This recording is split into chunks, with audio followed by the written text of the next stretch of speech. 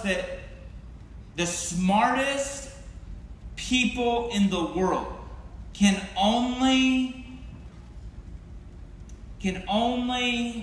comprehend or be able to know less than 1% of all the knowledge there is in the world. Did you know? I'm not talking about how much percentage of the brain you use. I'm talking about there is so much knowledge in the world that if you had if you were the smartest person and you had the highest capacity for knowledge, you'd only be able to you still wouldn't be able to contain 1% of the world's knowledge. Think about this, all math. Not just your grade school math or your junior high math or your high school math or your college math. I'm talking about every single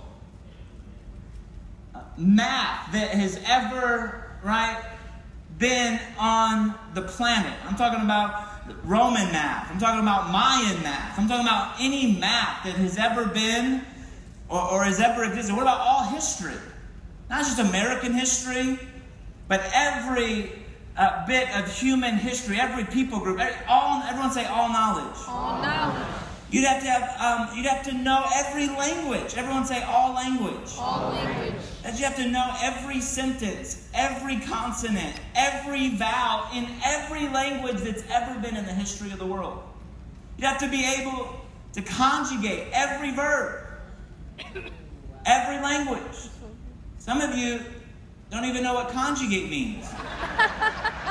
I saw some of you are like, hey babe, we're not conjugating, right?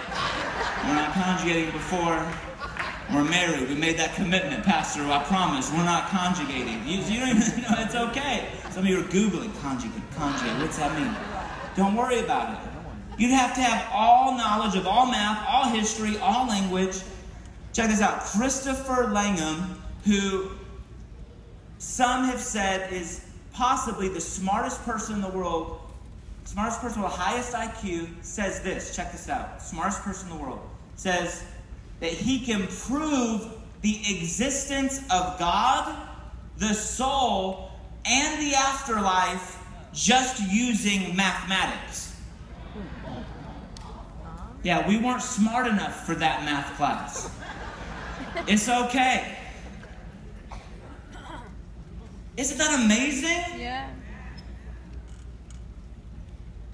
So let me ask you a question.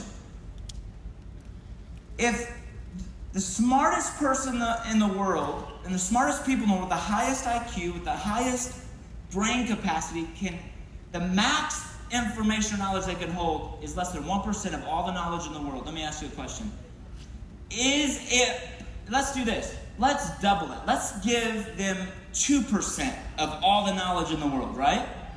Everyone say 2%. 2%. Let's give them 2%.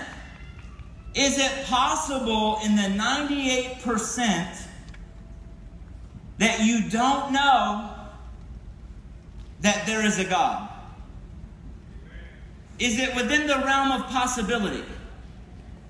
In the 98% that you can't possibly know of all the world's knowledge that there is a God?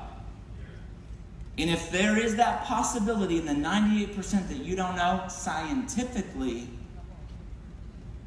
it's impossible to be an atheist. That's why you're seeing atheists go from there is no God to now, here's what they're saying. I'm not an atheist, I'm agnostic. Now, agnostic, this is important, I'm going to close this up. Agnostic is a significant difference. It comes from the Greek word, gnostic, which is knowledge. And then the AG is no, so it's no knowledge. Everyone say no knowledge. No knowledge. So when someone says they're agnostic, what they're saying is I just don't know. I don't know. And that's fair. But if somebody you know is saying, I don't believe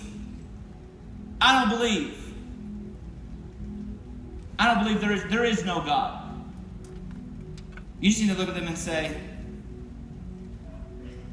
what you're saying is not even scientifically viable. And I'm not even going to engage in such an unintelligible conversation. It's scientifically impossible to even say that.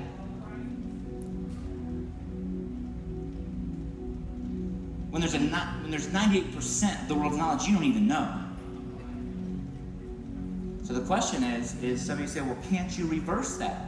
Can't you reverse that same scenario and say the same is true about those that say that there is a God?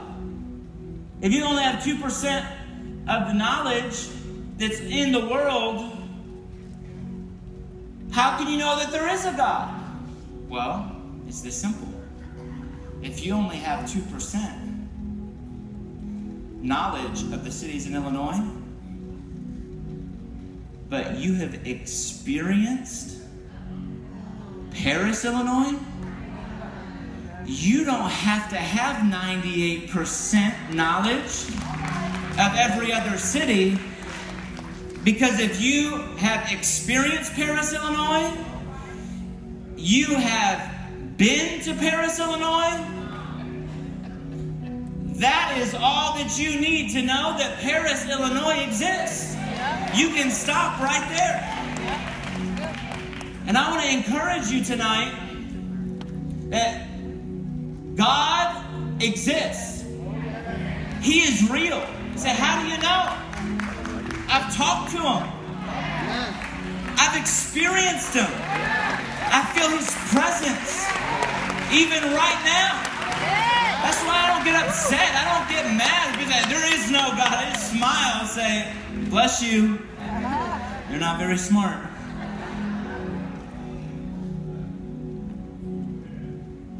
I know Him. And Abram encounters God. That's what I love about God. God appears to him, and He speaks to him, and He talks to him. Oh man, what an awesome God. Who knows that not only can we not fully comprehend Him or fully understand Him, yet in His goodness and His mercy, He gets low. He comes off of His heavenly throne and He comes down low. And what does He do? He knows we can't possibly get to Him.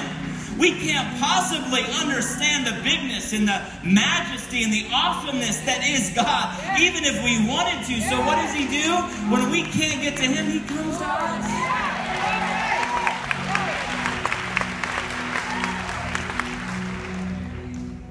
And I want you to know that in this world that we live in,